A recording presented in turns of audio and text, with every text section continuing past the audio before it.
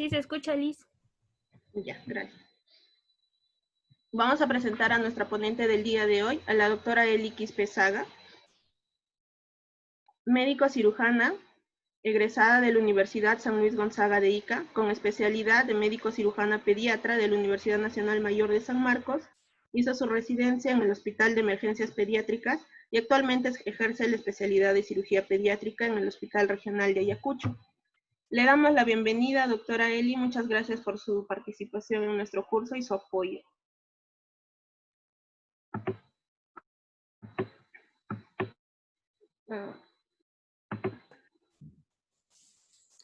Aló, buenos días, ¿me escuchan? Sí, doctora, le escuchamos. Ya, buenos días con todos. Bueno, ya me presentaron, ¿no? Y ya creo que con muchos de ustedes nos conocemos. Gracias por la invitación y espero que esta mañana podamos aprender bastante de lo que es las patologías en cirugía pediátrica. Vamos a empezar. El primer tema que vamos a tener es atresias del aparato digestivo. ¿Ya? Entonces,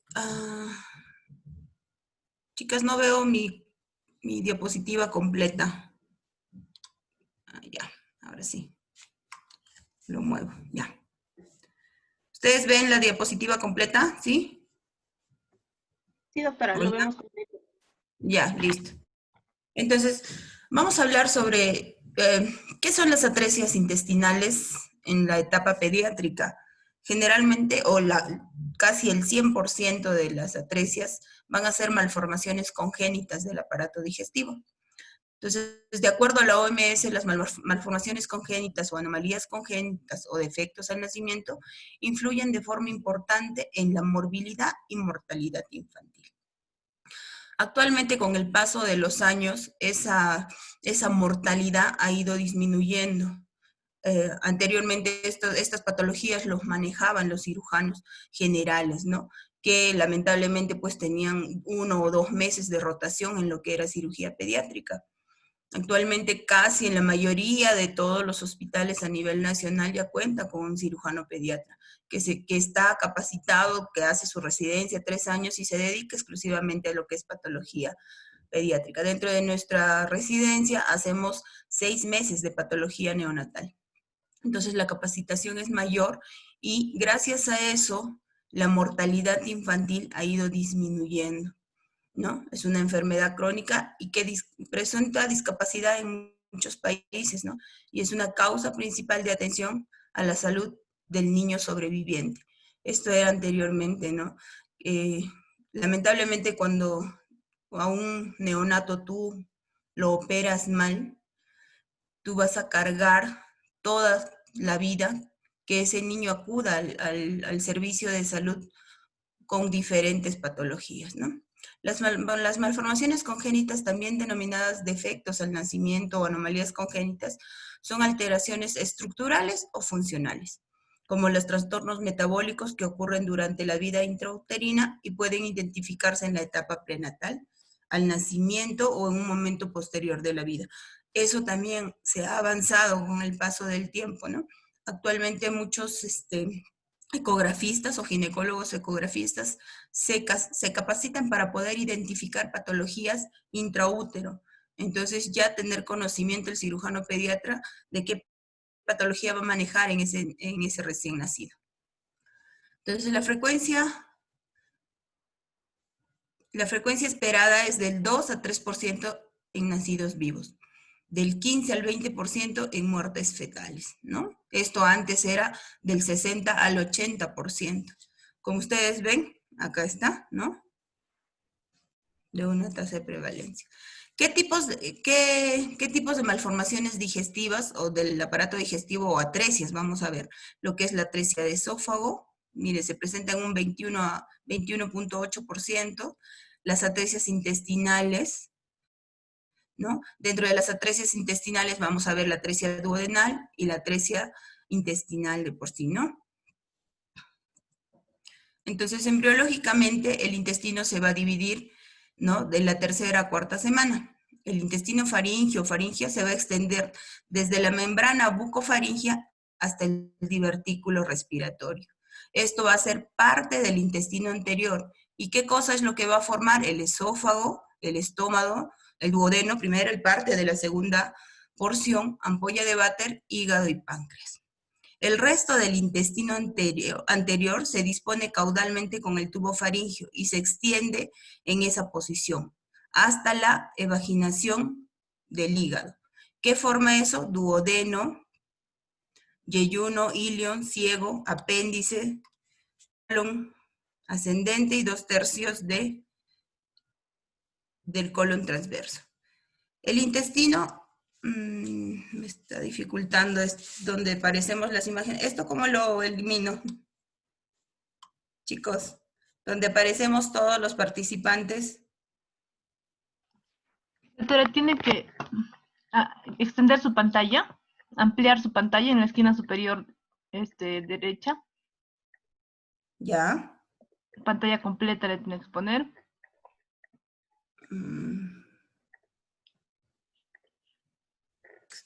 Entonces, el intestino medio empieza en posición caudal con la yema hepática. De acá, ¿no? Y en el adulto se va a extender hasta la unión de los 2/3 derechos y el tercio izquierdo del colon transverso. Y el intestino posterior se va a extender desde el tercio izquierdo del colon transverso hasta la membrana cloacal, que va a formar el recto y el conducto anal. Entonces, como primera patología vamos a ver lo que es la atresia de esófago. Entonces, la atresia de esófago se define como la interrupción del esófago de una longitud variable que puede acompañarse de una fístula, que es comunicación del esófago a la tráquea, ¿no? En distinto nivel. El sistema respiratorio, incluida la tráquea, se desarrolla como una evaginación ventral del intestino anterior primitivo en la 4ª semana de vida embrionaria. Este va a ser el divertículo respiratorio. Se forma luego el tabique, ¿no? Esófago traqueal, que separa el esófago de la tráquea. Y si este tabique no se separa en algún lugar, se produce una fístula traqueoesofágica. La incidencia de esta patología es de 1 a 2.500 y 1 a 5.000 recién nacidos vivos, pero es diferente en diferentes regiones del mundo, ¿no? Es ligeramente más frecuente en varones. Con frecuencia, el 50% de las atresias de esófago se van a asociar a otras malformaciones, como las vertebrales, las anales, las cardíacas, renales, digestivas y o de extremidades. La asociación más frecuente es con una malformación anorrectal, que venga una atresia de esófago con malformación anorrectal. Y algunas de estas patologías que se asocian a la atresia de esófago son las que van a producir la mortalidad del recién nacido, sobre todo las patologías cardíacas. Entonces, esto sí es lo que tienen que entender bien para poder ustedes clasificar cuando tengan un paciente, ¿no? La clasificación de las atresias de esófago van a ser esta. La más frecuente es la atresia de esófago, ven la disrupción acá, ¿no? La atresia de esófago con fístula traqueoesofágica distal. Esto es nuestro cabo proximal y este es nuestro cabo distal. Se comunica acá. Se presenta en un 80% de los recién nacidos. La siguiente, con frecuencia, es la atresia de esófago aislada. ¿Qué quiere decir? Ambos cabos, pero no hay unión con la tráquea. El 8% de los pacientes. Luego viene la fístula traqueoesofágica. Está dentro de esta clasificación, ¿no? Porque acá no hay atresia. Ven ustedes el esófago, la continuidad, pero sí existe una fístula hacia la tráquea, solo la fístula. La siguiente con frecuencia es la atresia de esófago con fístula traqueoesofágica proximal, 1%, que es bien rarísima, ¿no?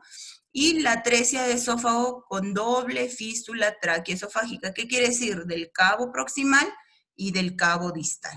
Este es el esófago. Esa es la clasificación, chicos. La mayoría de sus pacientes lo que va a tener es una atresia de esófago con fístula traqueoesofágica distal. ¿Qué es lo que va a ver? El esófago, van a tratar de ingresar la sonda y aquí va a quedar. Y cuando ustedes vean la radiografía, va a haber aire a nivel de los intestinos. ¿Por qué? Porque está pasando por la tráquea. En cambio, en la atresia de esófago aislada no hay comunicación. Y abajo, cuando ustedes le sacan una radiografía, hay silencio. Entonces, ¿cuál es la presentación clínica de esta patología? Lo primero que hace el recién nacido es una cialorrea.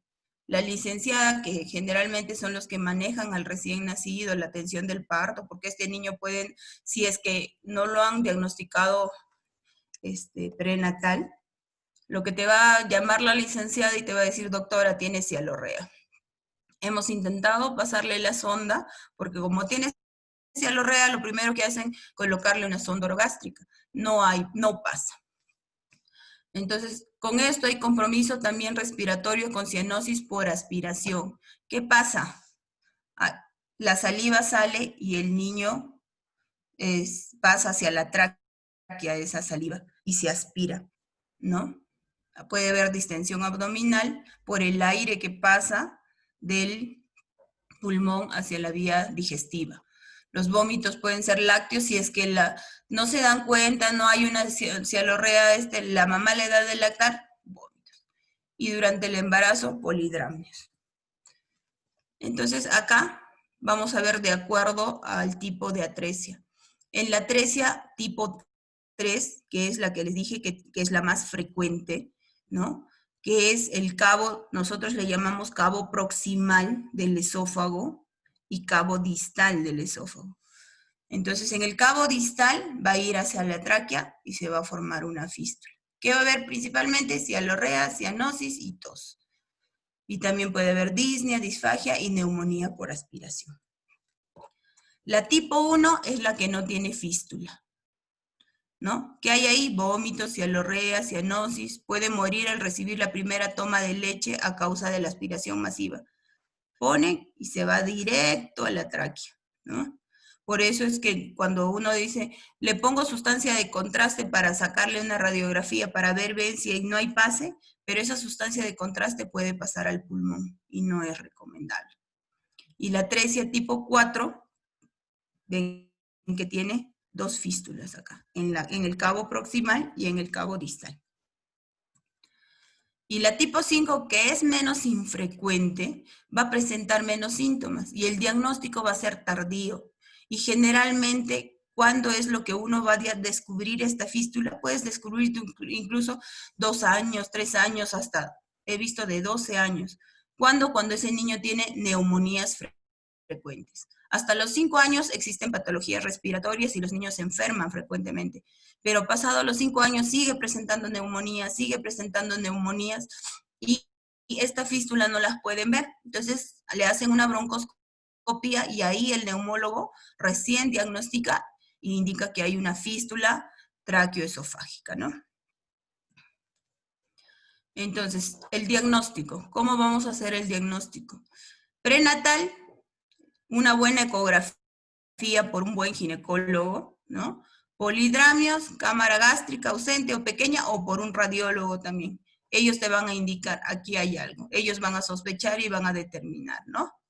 Postnatal, la imposibilidad de progresar la sonda hacia el estómago. Mira, ingresa en la sonda, ¿qué es lo que pasa? Llega al tope del cabo proximal y se da la vuelta, ¿no?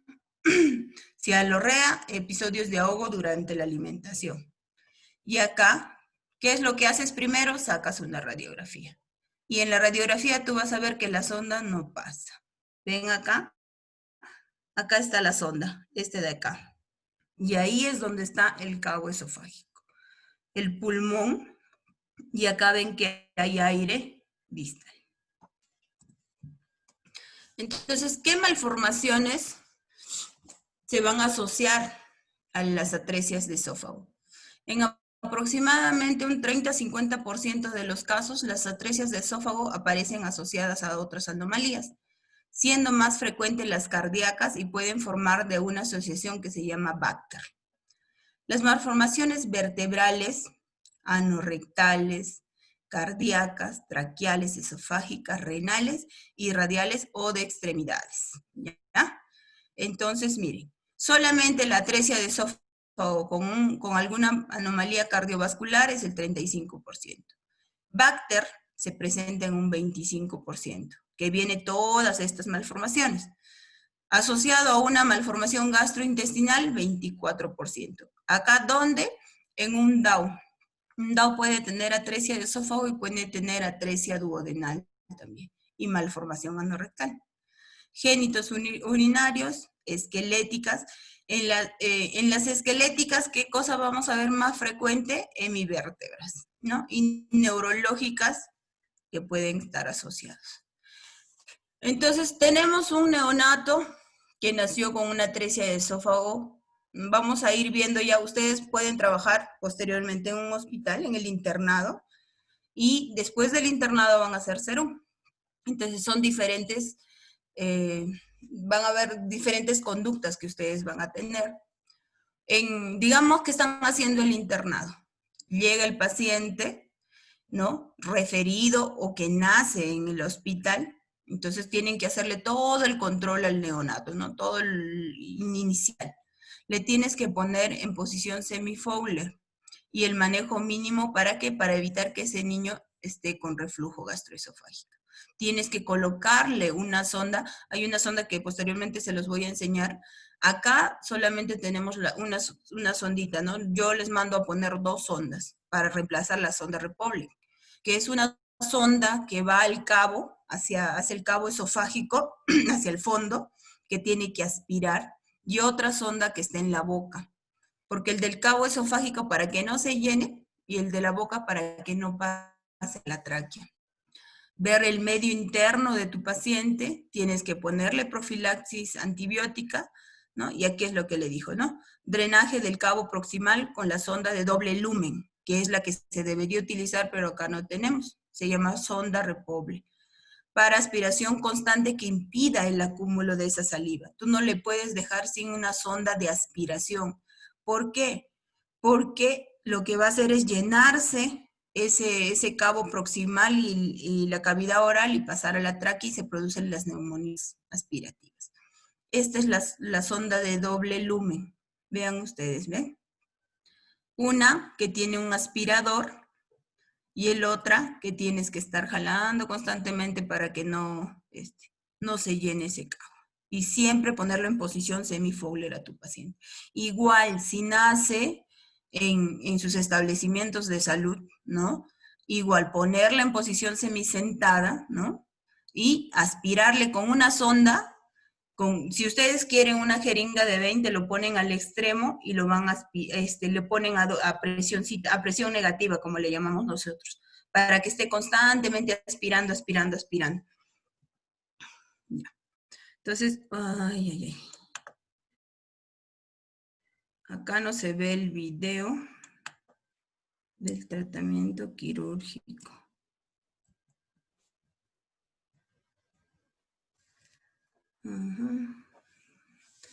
Voy a salir de acá para poder enseñarle el video, ¿ya? Allá, acá está. ¿Me avisan si ven el video, por favor? Está bien, chicos. Está bien. Ya, listo. Entonces, miren. Esta es la vena ácigos. ¿Ya? Los voy a enseñar toracoscópicamente. ¿Por qué? Porque ahí podemos observar bien las operaciones. Quemas la vena ácigos, ¿ya? Ingresas por toracoscopía, por el pulmón. Quemas la vena ácigos y luego de eso vas a buscar tu cabo distal, no el proximal, sino el cabo distal que está unido a la tráquea. ¿Lo ven claro, no? ¿Lo ven tan claro? ¿Sí lo ven claro? Sí, doctora. Chicos, ya. Sí, doctora, sí, claro. Entonces, miren, estamos aperturando pleura ahí. Aperturamos, y ahí está nuestro cabo distal, el que está unido hacia la tráquea. Eso es lo primero que tienes que separar. Separas y lo que tienes que hacer es ligar, cerrar ese cabo.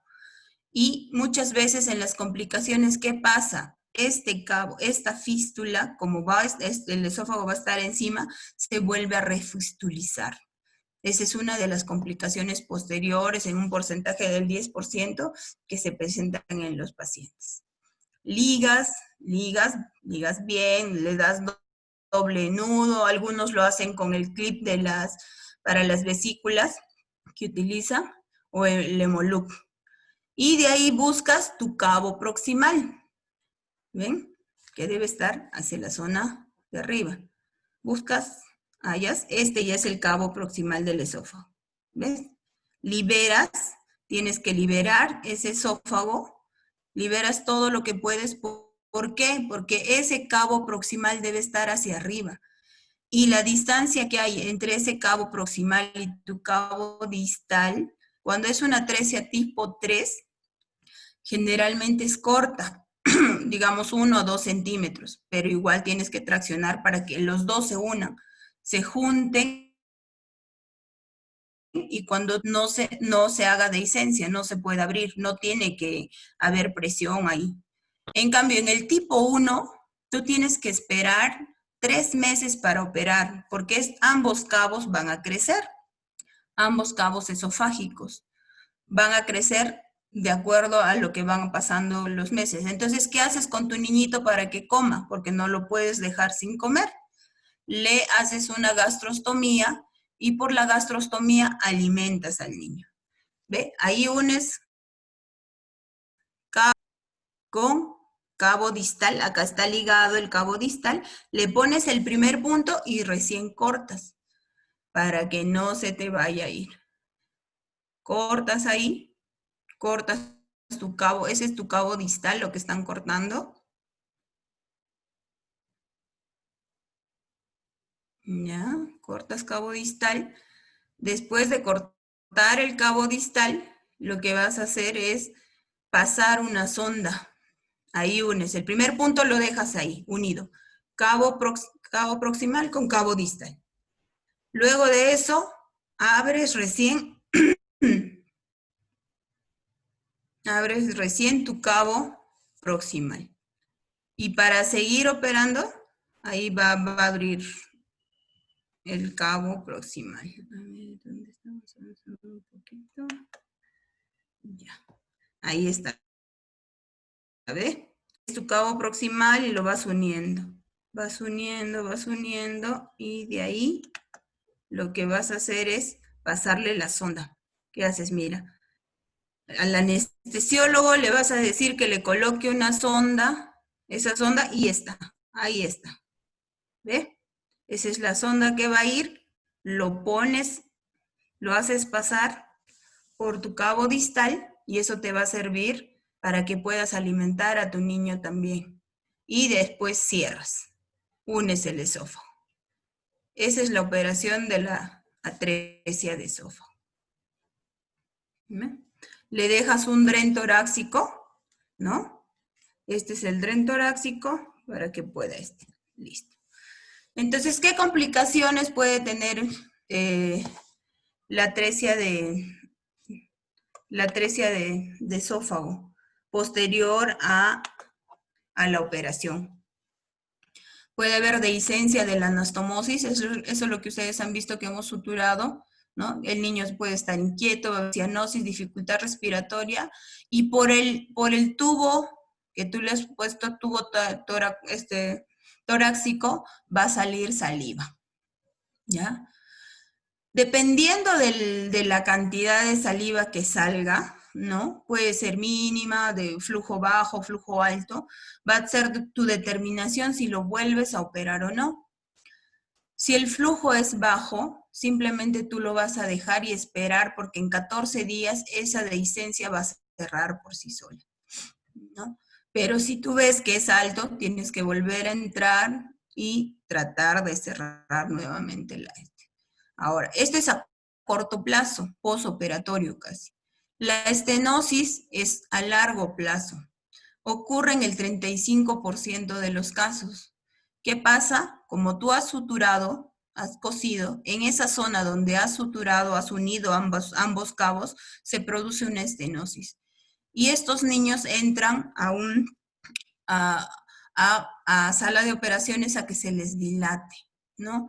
Se les dilate ese esófago, hay unos dilatadores, a veces lo hace el gastroenterólogo o a veces lo hace también el cirujano pediatra, dependiendo de dónde estés, ¿no? Ahora, y la recurrencia de la fístula que les comentaba.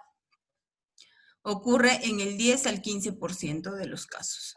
Pero estas fístulas ya no son a veces esofágicas, sino son broncoesofágicas. Y hay que tener bastante cuidado porque a veces tienes que volver a operar o hacerle una lobectomía al niño porque complica mucho, ingresa mucho la saliva hacia el pulmón. La siguiente atresia es la atresia duodenal. Ya. Es una de las anomalías intestinales más comunes tratadas por los cirujanos pediátricos. Ocurre 1 de cada 2.500 a 5.000 nacidos vivos.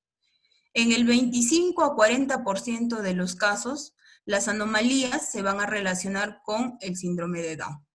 La intervención definitiva para corregir las anomalías es quirúrgica, no existe otra, y consiste en una duodenostomía, ¿no?, en el periodo neonatal. Embriológicamente, el duodeno es un tubo sólido que se vacuoliza progresivamente y se forma la luz.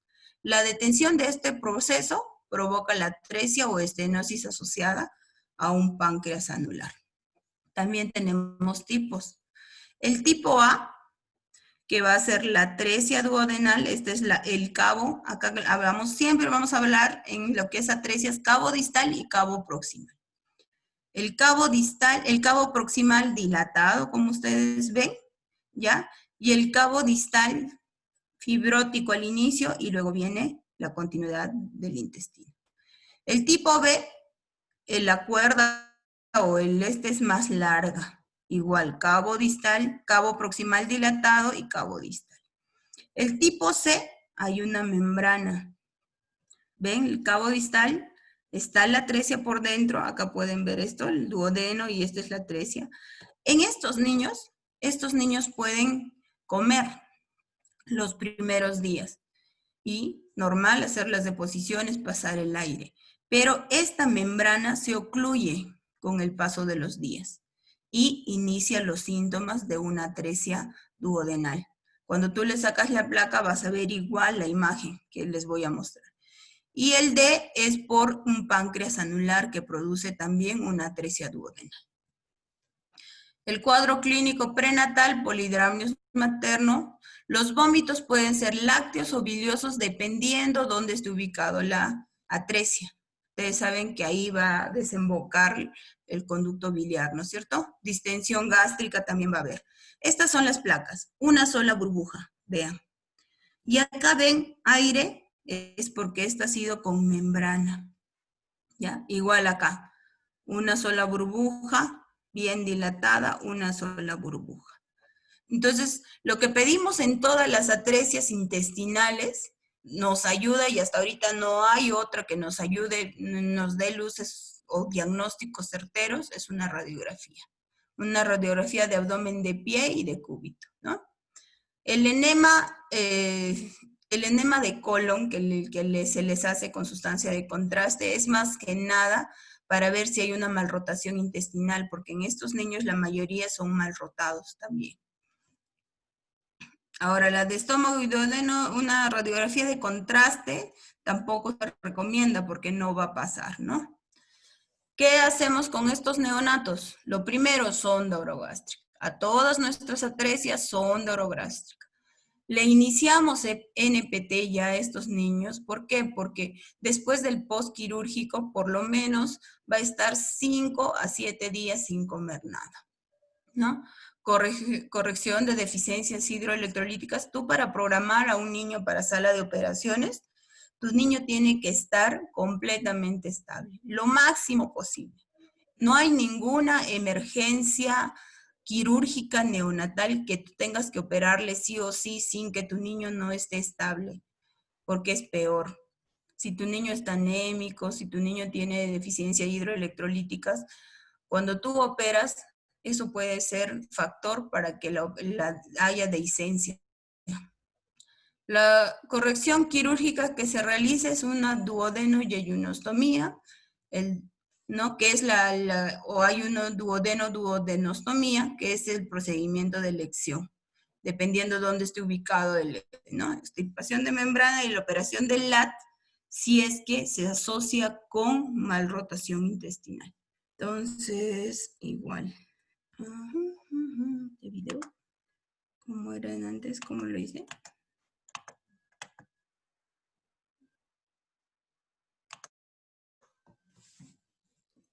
Ahí está. Ya.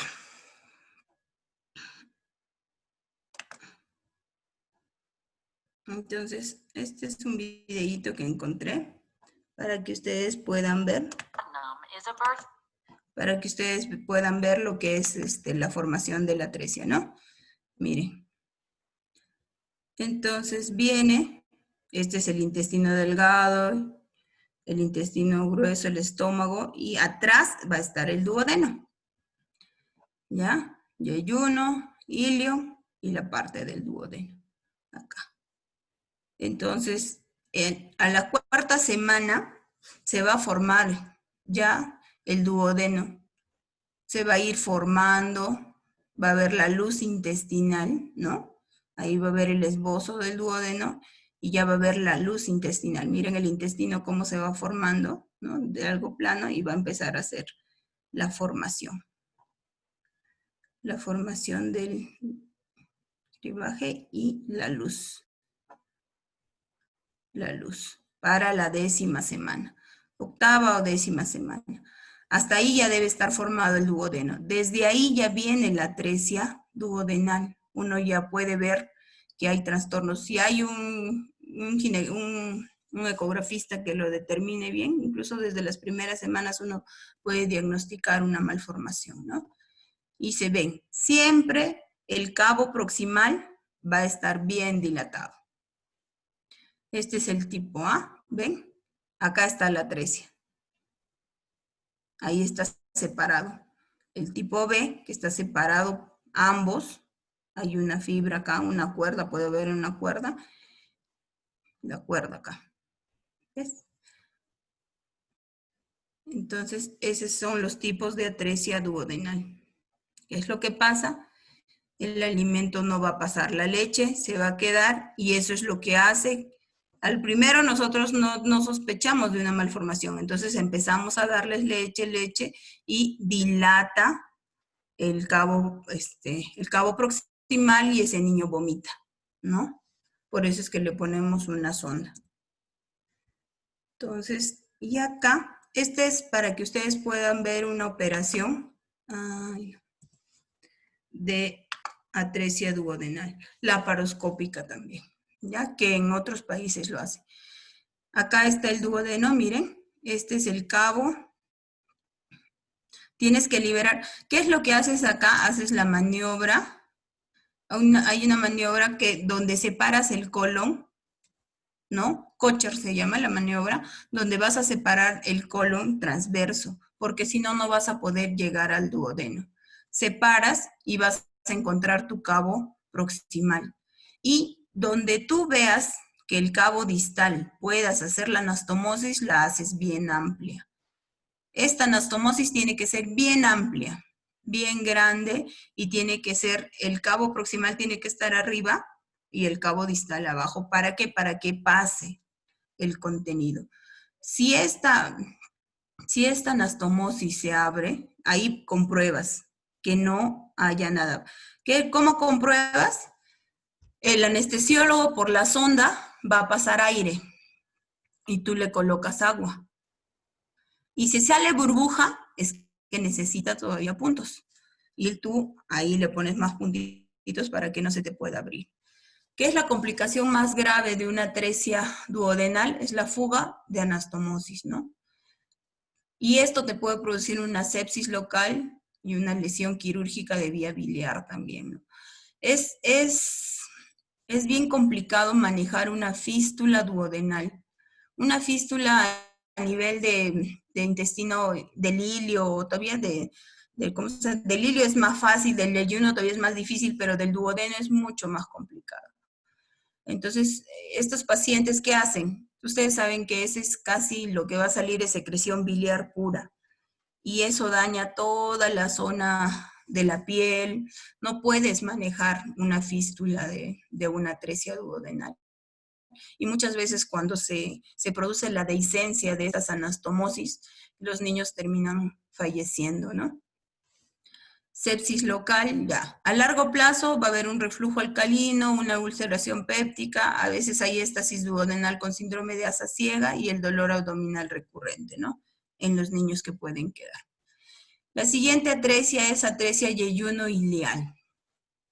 Entonces, se presenta 1 en 5.000 nacidos vivos. La referencia entre varón y mujer es de 1. El promedio de peso de estos pacientes nacen con 2.700. El 25% de los pacientes afectados presentan polidramnios y el tercio de los lactantes son prematuros. Etiología dice que es por falta de recanalización intestinal. Por falta de... Ay, ¿dónde está? Acá, ¿ya? Por falta de recanalización de una asa intestinal, por accidentes vasculares fetales que hacen que en esas zonas haya isquemia y se produce la disrupción de la continuidad del intestino. Puede haber una invaginación, un vólvulo, una torsión del intestino fetal, ¿no? Acá. Y producen las atresias, miren. Ahora, hay diferentes tipos que no es lo mismo que las atresias duodenales, ¿ya? La atresia tipo 1, ustedes van a ver, este es el cabo proximal y el cabo distal unidos. ¿Ven la diferencia? Esto porque es más pequeño, es porque no funciona, porque está hipoplásico. Aquí ven, cabo proximal, cabo distal, pero hay unión.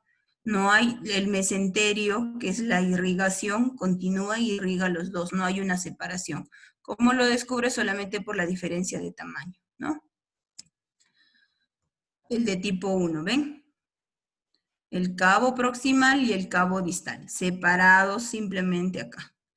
El tipo 2, acá va a haber una cuerda que lo separa a ambos cabos, cabo proximal, cabo distal, y el mesenterio va a estar unido a ambos.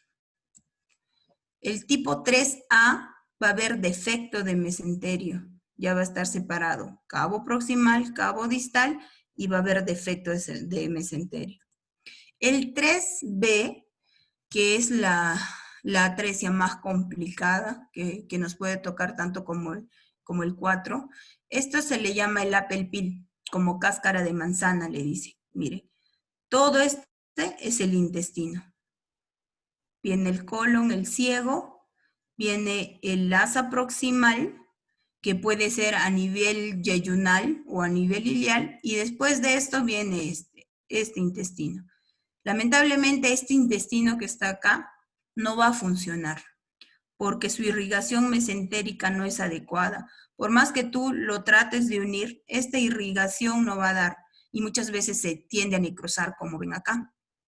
Y a veces tienes que resecar toda esta porción, y estos niños quedan como un síndrome de intestino corto. Y la otra que les digo que también es bien complicada es la atresia tipo 4, que quiere decir que puede tener múltiples atresias, tipo 1, tipo 2, tipo 3B, ¿no? En esta todavía, ¿qué es lo que haces? Es una operación bien larga, pero tienes que hacer lo mejor de ti, unir cada cabito. Muchas anastomosis, salvar todo lo que pueda salvar de intestino. Esto todavía lo puede salvar y ese intestino va a funcionar. En cambio, en el anterior, en este intestino no va a funcionar. He visto estudios, he leído estudios donde han tratado de anastomosar esto con esto, pero siempre ha terminado esto. Uno, no funciona, no hay tránsito, y otro termina necrosándose. Entonces, igual, acá. Un video para que ustedes vean de una atresia tipo 4.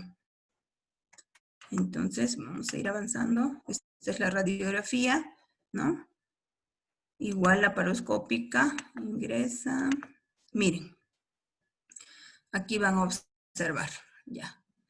Revisan, para eso te sirve también la laparoscopía, ¿no?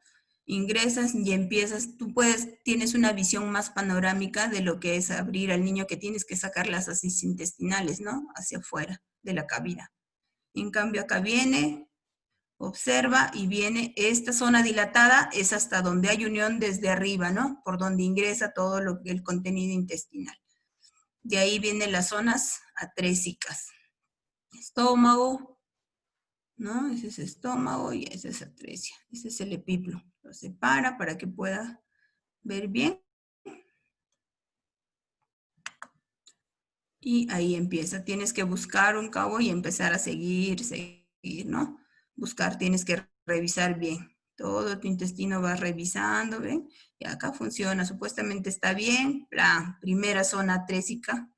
Listo. Esta es una tipo 2. Una tipo 2. Porque hay defecto de mesenterio, miren. ¿Ve? Una 3. Sigues buscando. Sigues buscando. Y acá hay otra atresia, tipo 1. Miren. Sigue buscando. Sigue revisando las asas intestinales. Sigue revisando. Otra atresia. Miren. Una disrupción con defecto de mesenterio. Acá. ¿Ves? Este es un cabo y este es otro cabo. ¿Ves? Sigue buscando más atresias. Sigues. Otra atresia más. ¿Ves? Con defecto. Entonces, estos intestinos generalmente funcionan. Esos sí tienen función. Lo que tienes que hacer es tener la paciencia de lo máximo anastomosar cabo por cabo. Tratar de salvar el máximo de intestino que puedas. Porque si tú no haces eso, ese niño va a tener un intestino corto. Y el intestino corto, ¿qué es lo que va a pasar? Que ese niño va a depender de NPT. No va a poder, ¿cómo se llama? Va a depender de NPT, ese pequeñito. No va a poder comer por sí solo. El intestino corto. ¿Por qué? Porque generalmente queda solo una porción del intestino. Puede ser el yeyuno, digamos 40 centímetros, 50 centímetros. Y ustedes saben que la función del yeyuno no va a ser absorber la mayor cantidad de nutrientes, sino ya empiezan en el ilio. Entonces ese es el problema de esas atresias. Ya. Entonces clínicamente, un ratito chicos. Estoy ocupada, señora. ¿Me puede llamar en la tarde, por favor? Entonces, el cuadro clínico, que es vómitos biliosos, distensión abdominal. Los vómitos biliosos, ¿ya? Se van a presentar ¿cuándo? Cuando la atresia intestinal es alta, es temprano. Ya, digamos, en el yeyuno, los primeros días, el primer día, el segundo día. Pero si la atresia intestinal es, digamos, a nivel del ilion o cerca ya al ciego, ya es, ¿cómo se llama? Es pasado 3 días, 4 días, le dan leche normal, y de un momento a otro empieza a tener reflujo o vómitos, ¿no? Igual la distensión abdominal. Cuando la atresia intestinal es alta, la distensión abdominal va a presentarse temprano, ¿no? Y va a ser menor. Cuando la atresia intestinal es a nivel del ilio, la distensión va a ser mayor y va a ser después. La expulsión del meconio no excluye el diagnóstico, eso tienen que tener claro. ¿Por qué? Porque los accidentes vasculares o de repente los vólvulos se pueden producir no en las primeras semanas, sino ya en el último trimestre. Y hasta eso ya pasó meconio y expulsa. Entonces, acá tenemos un tablerito donde dice cuáles son la diferencia entre una atresia yeyunal y una atresia ilial. El 38% de la yeyunal va a tener polidramnios y solo el 15% de la ilial va a tener polidramnios. Los vómitos biliosos van a ser mayores, bueno, casi es parecido, ¿no? 84-81%. Más que nada es el tiempo. Esto es casi inicial, los primeros días, y esto puede ser después, ¿no? La distensión abdominal es mayor en la atresia ilial, ¿no? Paso de meconio puede haber en ambos, ¿no? Ya. Entonces, en la ecografía obstétrica, ¿qué cosa vamos a encontrar? Dilatación de asas intestinales, aumento del peristaltismo y polidramio en el tercer trimestre. Y miren las radiografías. Otra vez les digo, chicos, una simple radiografía nos puede determinar las atresias intestinales. ¿Ven acá? Viene aire, aire, asas dilatadas y silencio abajo, ¿no? Igual, asas dilatadas, todo, y silencio abajo. Acá le han hecho un colon por enema para ver abajo, ¿ven esto? Porque se ve blanco, hacia dónde va a ir.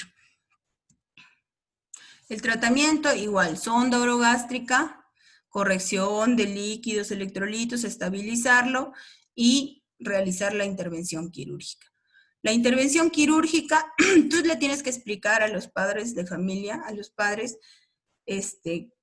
los diferentes tipos de atresia que tienes.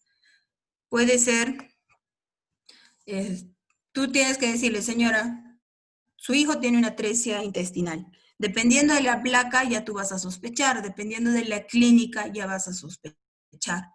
Entonces tú le puedes decir, su atresia intestinal es en el duodeno, su atresia intestinal es en el yeyuno y su atresia intestinal es en el ilio. Entonces depende de la ubicación en su tratamiento quirúrgico. Cuando ¿cómo se llama?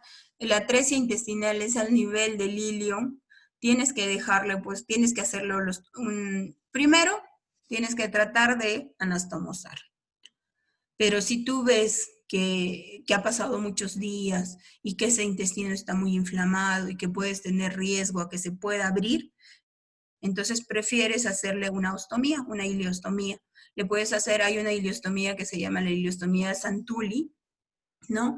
Que tiene, digamos, le voy a dejar acá, viene tu ostoma proximal y el ostoma distal no lo vas a sacar a la pared, sino lo vas a unir a tu cabo proximal. Y eso va a hacer que en algún momento tú lo puedas ocluir, cerrar ese ostoma y que el contenido intestinal pase hacia la parte distal, ¿no? Acá dice, y siempre tienes que remodelar. La zona dilatada, tú la vas a tener grande y digamos la diferencia entre cabo proximal y cabo distal puede ser de 2 a 1, tranquilo, haces tu anastomosis. No hay riesgo de que se abra. Pero si el cabo proximal está, digamos, 6 o 7 veces más grande que tu cabo distal, que no funciona, entonces tienes mayor riesgo de que se pueda abrir. Y ese cabo proximal tienes que remodelarlo, bajarle el tamaño para que puedas anastomosar adecuadamente, ¿no? Otra cosa importante de las atresias, ¿no? Aparentemente, con la laparoscopía ustedes han visto y han podido examinar todas las asas intestinales y has determinado que hay otros tipos de atresia. Ahí ha habido múltiples, pero puede haber 2 nada más, 2 atresias. Entonces tú hiciste tu anastomosis, ya terminaste, y como el cabo distal dijiste, no, pues eso es hipoplásico, no funciona, lo dejas así. Y al final ya cierras, empieza otra vez y te sale con la sorpresa de que más abajo había otra atresia. Entonces, durante la intervención quirúrgica lo que tienes que hacer es colocar una sonda número 6 en el intestino del cabo proximal o del intestino hipoplásico y le pasas cloruro. Y tú ahí evidencias que el cloruro que has puesto llegue hasta el ciego, ¿no? O hasta el colon, para que no tengas problemas con otras atresias. Listo, chicos. Eso es todo lo que es atresias intestinales. Preguntas. A ver, doctorita, tenemos algunas preguntas. Le voy a leer. Ya. De parte de Raúl Canales. Doctora Eli, buenos días. Primeramente, muchas gracias por su ponencia presentada el día de hoy. Doctora, tengo una duda. En la clasificación de la atresia esofágica, ¿cuál es la más severa? La más severa. A ver.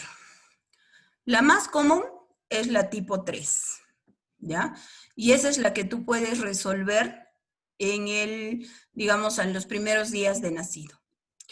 La que le sigue en frecuencia es la tipo 1, que es la que no tiene fístula, y que generalmente ambos cabos están, la distancia es bien separada, de 3 a 4 centímetros, incluso 5 centímetros.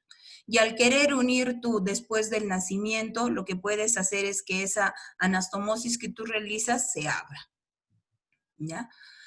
Lo que hace el cuadro más severo en una atresia de esófago no es tanto la atresia de esófago, sino las malformaciones que se asocian a la atresia de esófago. Muchas veces esos pacientes tienen malformaciones cardíacas y al final eso es lo que les va a llevar a la muerte y no tanto la atresia de esófago.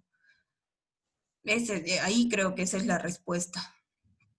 Ya, doctora, muchas gracias. Tenemos otra pregunta. ¿Sí? Doctora, muchas gracias por la ponencia. ¿Cómo diferenciar una atresia duodenal con un páncreas anular si el signo de doble burbuja está en ambos? Pregunta de es intraoperatorio. Ahí tú vas a ingresar como una atresia, digamos, tú dices ya, es una atresia duodenal por la radiografía, todo, ¿no es cierto? Que lo puedes hacer a ese niño, una tomografía en bebés, lo puedes hacer y eso te puede dar diagnóstico, pero la mayoría de veces lo hacemos intraoperatorio. Cuando ya estás operando y te das cuenta que no es una atresia, sino es un páncreas anular. Ya, doctora, tenemos varias preguntas más. Es normal, siguen chicos. De Luz Estefani Guamán Machaca. Doctora Eli, buenos días. Muchas gracias por su bonita ponencia. Mi pregunta es, para la reparación de una atresia duodenal, ¿cuáles son los criterios para saber si será por cirugía abierta o laparoscópica? Ya. Miren, durante mi formación, yo lo hice en el emergencias pediátricas, y el hospital de emergencias pediátricas, casi el 90% de las correcciones quirúrgicas de nuestros pacientes son vía laparoscópica. Todas, ¿no? Desde una hipertrofia de píloro, unas atresias duodenales, las atresias de esófago, ¿no? Porque ellos están capacitados, han hecho todo eso y no solamente es el cirujano, sino también es la parte anestesiológica, la parte de enfermería y el manejo postquirúrgico. Entonces, yo me he formado como una cirujano pediatra laparoscópica. El problema de acá de Ayacucho es que no es un hospital pediátrico exclusivo, sino es un hospital general, ¿no?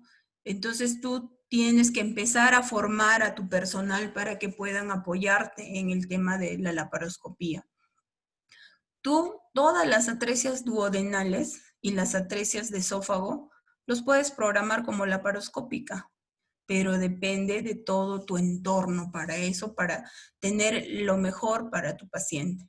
Si tú ves que tu entorno no es el adecuado, entonces es preferible hacerle una operación abierta.